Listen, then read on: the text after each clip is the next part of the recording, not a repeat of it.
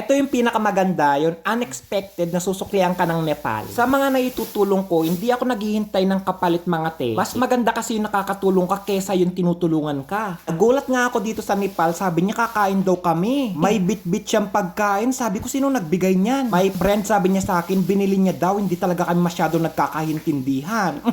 May going lang yung naiintindihan ko. Pagkakaintindi ko, bumili siya ng pagkain. Sabi ko, sino nagbigay ng pera mo? Di ba hindi ka pa nagsahod? Binigay daw ng manager namin, 50 real. Sana all, binibigyan ng 50 real. Kahit hindi kasi trabaho nitong Nepal, ginagawa niya, minsan naglilinis talaga siya mga te. Yung manager namin, kapag nakikita niyang masipag ka, bibigyan ka talaga ng pera nun. Sabi ko nga sa kanya, ipunin niya yung mga binibigay ng manager namin. Ang 1 real pa naman, pag kinonvert mo sa pera nila is 35 rupees. Inabalik ko nga sa kanya yung perang pinambili niya sa pagkain. Ayaw niya naman tanggapin. No, my friend, sabi niya sa akin. Mahirap kasi kami magkaintindihan, hindi siya masyadong marunong sa English. Tapos first timer niya lang nag-OFW, hindi siya marunong din mag-Arabic. Sabi ko next time, kapag binibigyan ka ng pera ng manager natin, ipunin mo. Next time, my friend, sabi niya. Lagi pa naman niya pinapakita sa akin yung bahay nila mga te. Yung bahay namin mas malala pa dyan, sabi ko sa kanya. Oh, your house beautiful, sabi niya sa akin. Ganyan din yung bahay ko dati nung di pa ako nag-OFW sa Saudi, sabi ko sa kanya. Pinagtagpi-tagping kawayan din yung bahay nila. Relate na relate ako sa bahay nila mga te. Yung tabing nga ng bintana namin dati, yung mga nakasabit sa daan na tarpaulin. Tapos yung pintuan namin, yung papag na hindi ginagamit. More work ka lang dito sa Saudi, sabi ko sa kanya, makakapagbayad ka rin ng utang mo. Pagkatapos niya daw bayaran yung mga utang niya, 6,000 real. Unti-unti na daw siya magpapagawa ng bahay. Sana all. Lahat yata tayong mga OFW na nakaranas sa kahirapan sa buhay. Pinaka-mindset talaga yung umangat sa buhay. Napansin ko kagad nung unang dating niya dito yung tsinelas niya mga te. Yung tsinelas niya is original pero mali yung spelling. Parang nasa 2 years nang ginamit yung mga te. Sabi ko relate na relate ako sa batang ito. Yung tsinelas ko dating ginagamit, pudpud na yung pinakadulo, ginagamit ko pa talaga. Sinabi kong bata siya kasi nga kasing edad ko daw yung nanay niya, sabi niya.